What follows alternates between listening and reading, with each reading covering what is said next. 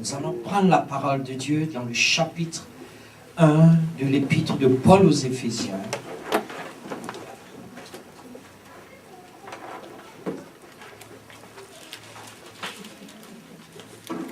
Merci Seigneur pour ta miséricorde, car c'est elle seule. Nous avons déjà étudié que Dieu est un Dieu miséricordieux. Ça fait partie de cette force de Dieu, car sa miséricorde, d'elle découle cette puissance de la grâce par laquelle nous sommes véritablement libérés, car il fait toutes choses par sa grâce.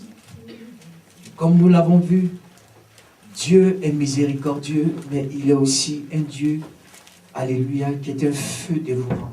Sa patience peut s'arrêter un jour pour rétablir la grandeur de son nom et la gloire de son nom. C'est pour cela que nous devons faire toutes choses avec crainte et tremblement. Éphésiens chapitre 1, je fais la lecture.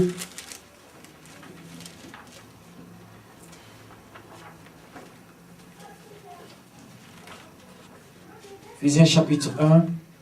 Paul, apôtre de Jésus-Christ, par la volonté de Dieu, aux saints qui sont à Éphèse et aux fidèles en Jésus-Christ.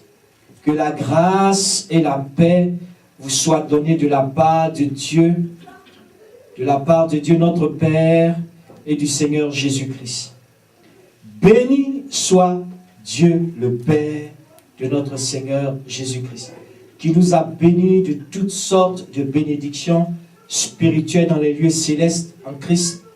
En lui, Dieu nous a élus avant la fondation du monde pour que nous soyons saints et irrépréhensibles devant lui, nous ayant prédestinés dans son amour à être ses enfants d'adoption par Jésus-Christ selon le bon plaisir de sa volonté.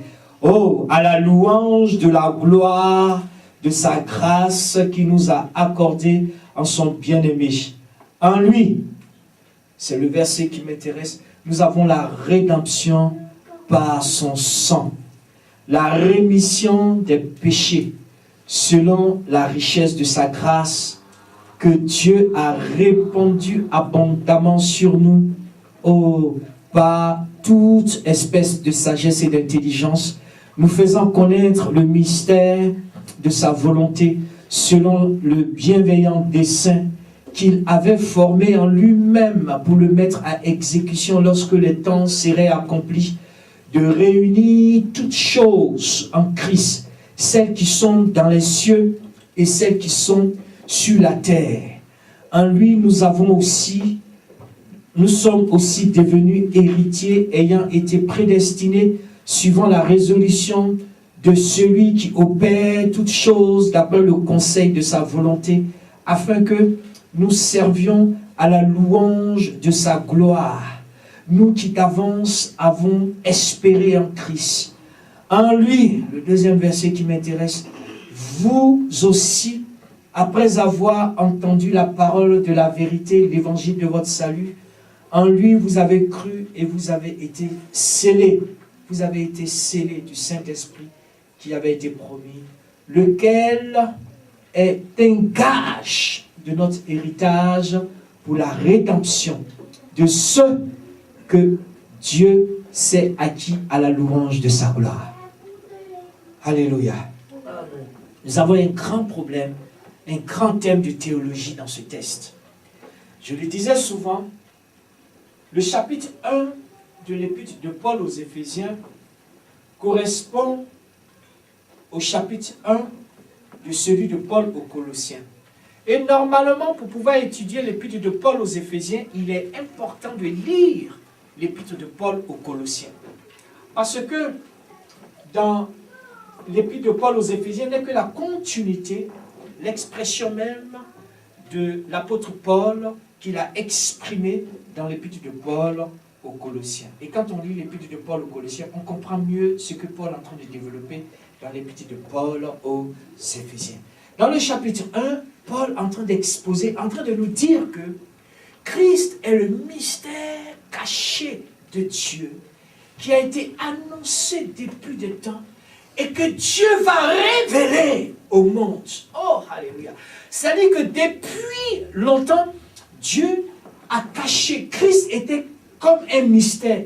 Et Abraham, Moïse, toutes ces personnes ont contribué à parler de Christ sans vouloir, sans le connaître. Et ils ne l'ont pas connu. Et combien de fois ils auraient voulu connaître ce mystère de Dieu qui est Christ. Et c'est à nous qui sommes parvenus à ce temps de grâce que Dieu a révélé ce mystère. Et bien aimé, l'Église doit mesurer combien de fois le privilège qu'il a,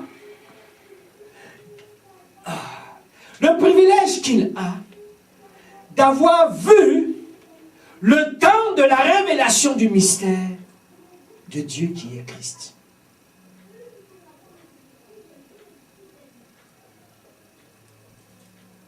Le mystère. Et le deuxième aspect de ce mystère de Christ, c'est que lorsque Christ apparaît en tant qu'agneau de Dieu qui a été sacrifié, merci Seigneur pour ce sacrifice. La Bible dit, dans le texte que nous avons lu, en lui, il y a toute l'expression de la rédemption. Qu'est-ce que la rédemption? Qu'est-ce que la rédemption?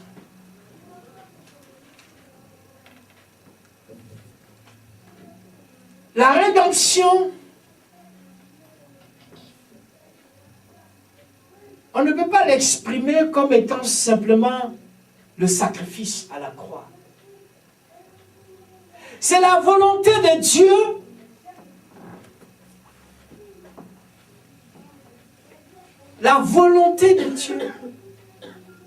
au travers de tout ce chemin. C'est-à-dire que Dieu s'exprime. Il s'exprimait à travers Abraham, à travers Moïse, à travers les prophètes. Il s'exprimait. Et puis, il voit l'homme qui est perdu, qui est égaré, et qui ne peut pas du tout s'en sortir, et qui a sur lui le poids de la condamnation.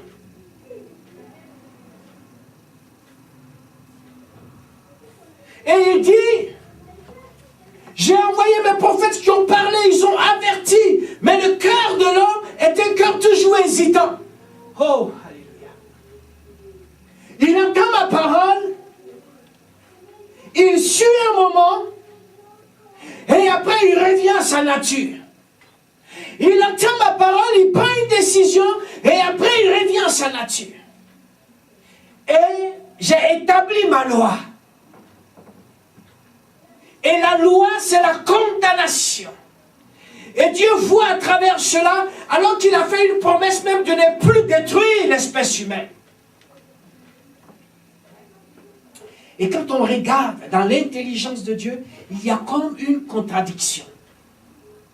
Parce que la loi, elle est là. Elle condamne l'homme.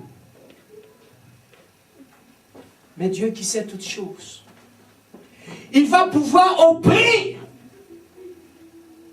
Il va pouvoir offrir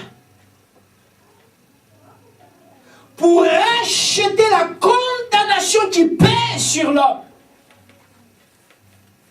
Et ce prix-là, ce n'est pas une monnaie. Ce prix-là, ce n'est pas une monnaie. Ce prix-là, ce n'est pas tous les biens de la vie, de la nature. Ce n'est pas tout ce que Dieu avait, qu'il avait créé dans le monde. Ce prix-là, il va l'exprimer de telle sorte que ce prix ne soit pas quantifiable. Un prix qui n'est pas quantifiable. Un prix auquel on ne pourra donner aucun montant.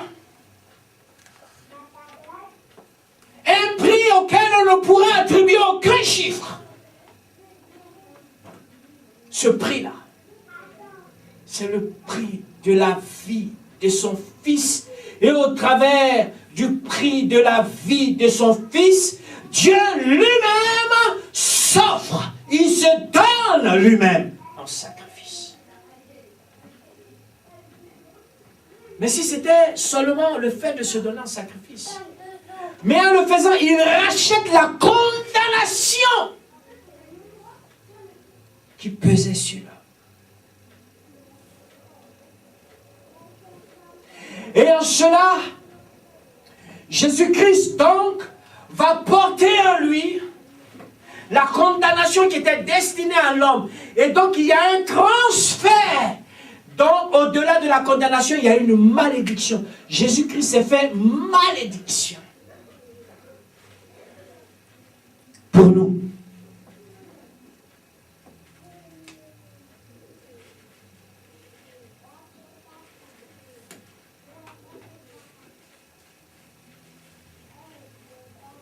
Le verset 7 dit, « En lui nous avons la rédemption, par son sang. » Et on nous explique la rémission des péchés.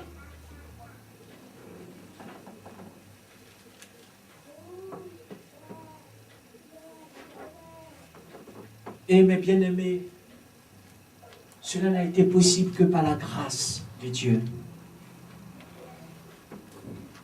Selon la richesse de sa grâce que Dieu a répandu abondamment, mes bien-aimés, sur nous, par tout esprit de sagesse et d'intelligence. Et c'est là que Dieu nous fait connaître le mystère. Mes amis, sans rédemption, il n'y a pas de révélation du mystère. Il faut qu'on comprenne ce que je suis en train de dire, parce que si nous n'avons pas compris ça, je dis, sans rédemption, il n'y a pas de révélation du mystère. C'est-à-dire que sans la rédemption, Christ ne peut pas se révéler à nous. Ce n'est pas possible. Si quelqu'un veut la révélation du mystère de Dieu, si quelqu'un veut la révélation de Christ dans sa vie, il faut qu'il y ait rédemption.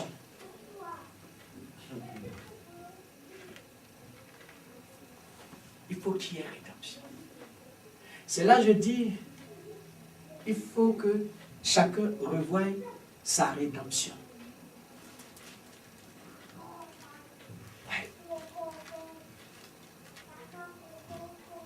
Nous tous, que chacun revoie ça. C'est-à-dire que, est-ce que, puisque dans le rachat, parce que s'il est venu et qu'il a racheté une partie et que le prix n'a pas payé notre être en entier, la révélation, s'il devait payer 1000 euros et qu'il a payé seulement 900, eh bien la révélation de Christ sera 900. Mais bien aimés, nous avons besoin de la révélation de Christ. Oh Seigneur, j'ai besoin de la révélation de Christ. Et cette révélation passe par la rédemption, par le rachat de mon être, par le rachat de ma vie. Ma vie naturelle qui était empreinte de condamnation, de cette enveloppe dont j'ai besoin que Dieu me libère. Oui.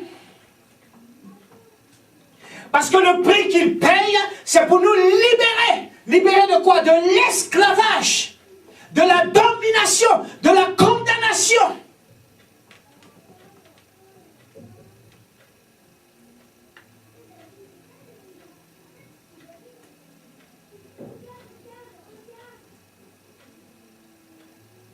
Oh, alléluia, Seigneur, révèle-nous. Révèle-nous. Révèle-nous.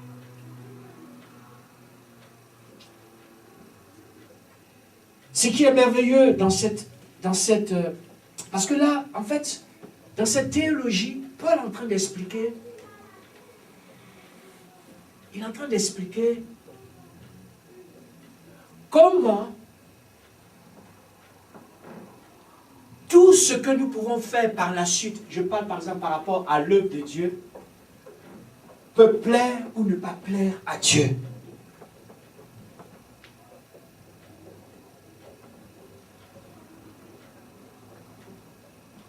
Parce que, souvenez-vous que les apôtres ont attendu dans la chambre haute le Saint-Esprit avant de commencer. Alléluia. Souvenez-vous dans Actes chapitre 2, lorsque le Saint-Esprit est venu comme un vent impétueux, et que les gens qui étaient là disaient qu'ils étaient ivres de vin, l'apôtre Pierre va prendre la parole. L'apôtre Pierre va prendre la parole et il va dire, non, nous ne sommes pas ivres. Le Jésus que vous avez crucifié là, alléluia, c'est ce Jésus-là qui nous donne la force de pouvoir faire ce que nous sommes en train de faire. Paul va prendre à contre-pied le discours de ceux qui étaient là.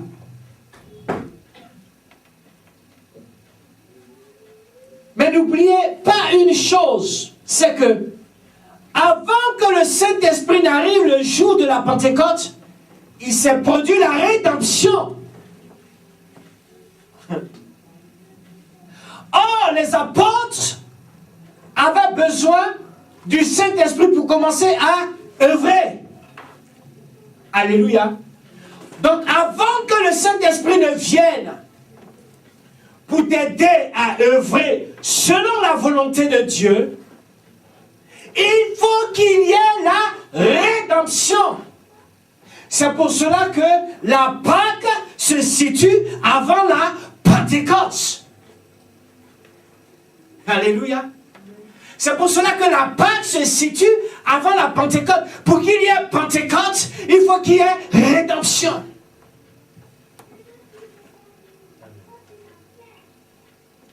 Justement, beaucoup veulent la Pentecôte sans la rédemption. C'est pas possible. C'est pas possible. Parce que si tu veux la Pentecôte sans la rédemption, tu vas commencer avec la Pentecôte. Non seulement tu vas faire beaucoup de dégâts, mais ça va s'arrêter.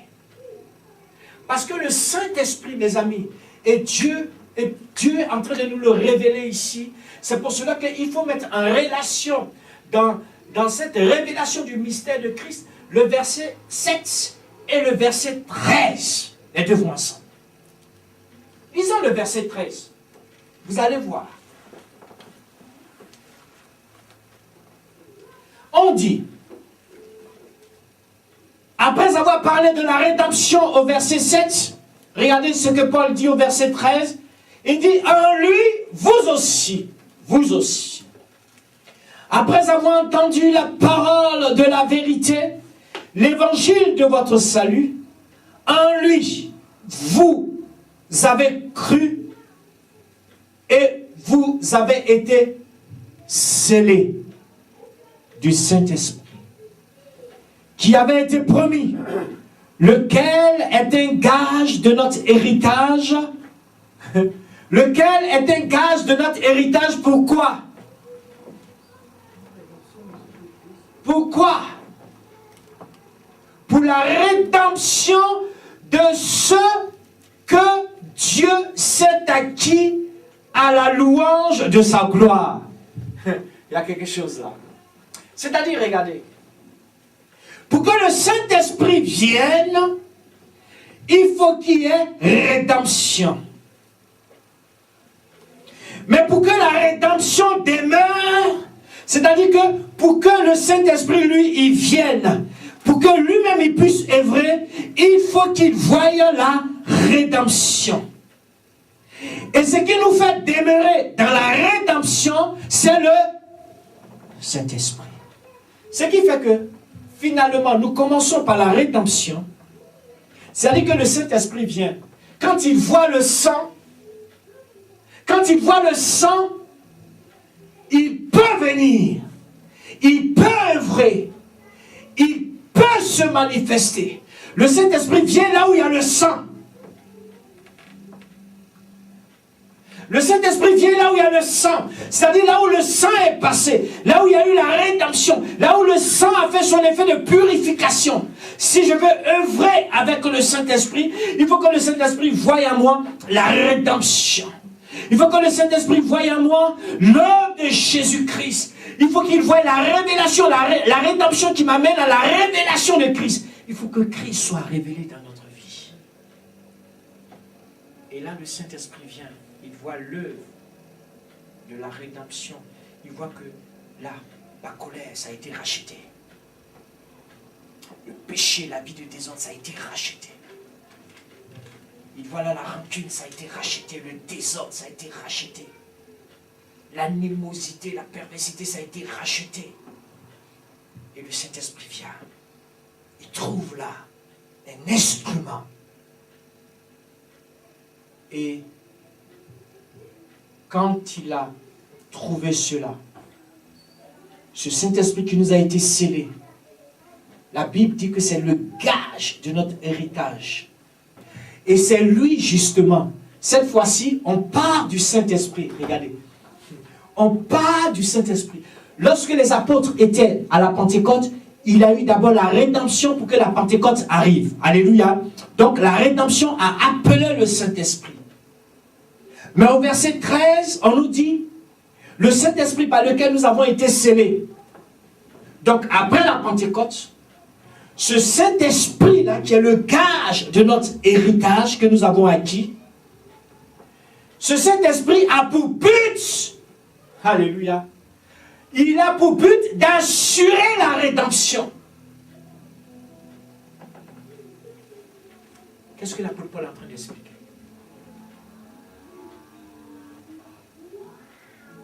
C'est un texte qui est dit. C'est pour cela que Pierre dit, l'apôtre Paul explique des choses. Même l'apôtre Pierre ne comprenait pas certaines explications de l'apôtre Paul. Il dit, Paul explique des choses qui sont difficiles à comprendre.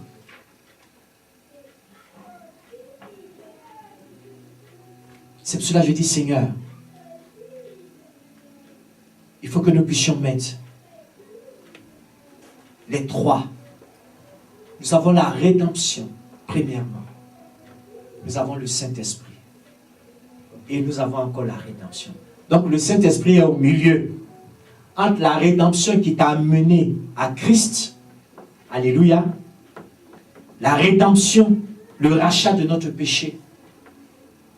Nous avons accepté Jésus. Le sang est passé. Et le Saint-Esprit vient. Mais quand le Saint-Esprit arrive, c'est lui qui va nous maintenir dans la rédemption. C'est là que nous avons beaucoup de problèmes. C'est là que nous avons. Parce que nous avons pensé que comme la rédemption première, ça y est, je suis devenu, Christ a payé mon péché. Il m'a affranchi du monde. Je suis devenu enfant de Dieu. Alors, j'ai reçu le Saint-Esprit qui est venu. Naturellement, là où il y a eu un acte de rédemption, le Saint-Esprit vient habiter. Il vient pour nous sceller. Mais son but, là, Paul nous explique le mystère. Il dit le but du Saint-Esprit. Verset 13, lisons-le. On dit pour ou afin. On dit le Saint-Esprit par lequel, le Saint-Esprit qui avait été promis, lequel est un gage de notre héritage. Héritage que nous avons acquis par la rédemption. Et le Saint-Esprit vient nous donner le gage de cet héritage pour la rédemption. Parce que si le Saint-Esprit venait avant la rédemption, ce n'était pas bien. Mais cette fois-ci, le Saint-Esprit nous a été donné comme gage pour la rédemption de ce que Dieu s'est acquis. Mais Dieu s'est acquis comment? Il s'est acquis par la première l'acte de rédemption que Christ. Parce que nous avons manifesté la foi en Jésus et l'acte qu'il a accompli à la croix nous a rachetés. Donc par cela, il nous a acquis. C'est à la croix que Dieu nous a acquis. par la foi à l'œuvre de Jésus-Christ à la croix, Dieu nous a acquis, il nous a rachetés, il nous a payé, il nous a pris. Alléluia, il a payé le prix pour nous, pour notre liberté. Et il nous a arrachés des mains de Satan. Alléluia. Et il a fait de nous un peuple de sacrificateurs. Donc il nous a acquis par la rédemption. Alléluia. Et le Saint-Esprit est venu sceller, est venu comme un gage de notre héritage. Bien-aimés, rechercher le Saint-Esprit dans notre vie, c'est comme un gage de notre héritage. Le Saint-Esprit qui vient habiter en nous, c'est comme un gage de notre héritage. Mais l'œuvre du Saint-Esprit, l'œuvre du Saint-Esprit, l'œuvre du Saint-Esprit, c'est de nous assurer la rédemption. Et bien aimé, ça veut dire que quelqu'un qui a bien commencé peut mal terminer. Si le Saint-Esprit n'est pas là pour le conduire, pour faire son travail. On venait tout à l'heure et puis le frère Robert est venu me chercher à l'aéroport. J'ai dit je vais à la maison chercher ma... Beaucoup ont bien commencé. Et puis ce soir, il y a des gens avec qui on a été convertis. Ils ne veulent même pas entendre parler du Seigneur aujourd'hui. C'est grave. Il y a des gens avec qui on a loué Dieu. On a loué Dieu. On a loué Dieu. Ils ne veulent même plus entendre parler du Seigneur. Ils étaient zélés pour le Seigneur. Ils ne veulent plus entendre parler du Seigneur. Vous comprenez ce que je suis en train de dire? C'est pour cela que Paul pose la question. À qui Paul a posé cette question? Vous qui avez si bien commencé, pourquoi vous vous êtes arrêté? À qui? Galates. Galates. Aux chrétiens de Galates. Il dit, mais Galates, je vous ai enseigné. Vous avez bien commencé. Il dit, mais pourquoi vous vous êtes arrêté? Elle est passée où votre rédemption? Oh Seigneur.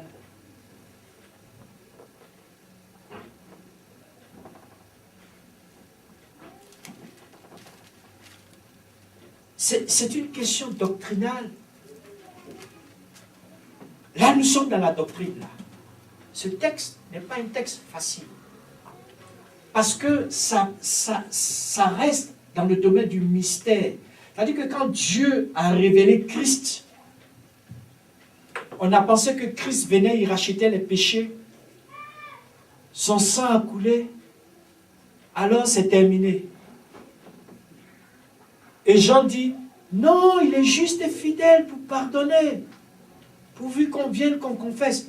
Je vous ai dit ici que ne prenez jamais un seul verset pour en faire une doctrine chrétienne. C'est dangereux. Même parfois, 2 versets ne suffisent pas. Il faut comprendre le contexte. Il faut aller chercher. C'est vrai, Dieu est juste et fidèle pour pardonner, mes amis. Mais, il y a un moment donné où le temps que toi-même tu viennes, parce qu'on dit, la condition, c'est condition, on dit, si tu confesses, mais si tu as oublié que tu t'es endormi, et que lui n'a rien entendu,